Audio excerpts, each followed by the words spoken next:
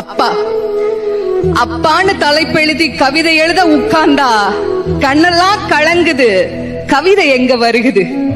எனக்கு சின்ன காயம் பட்டாலே நீ துடியா துடிப்ப, உனக்கு பெரிய அடியே பட்டாலும் அசால்ட்டா நீ நடப்ப.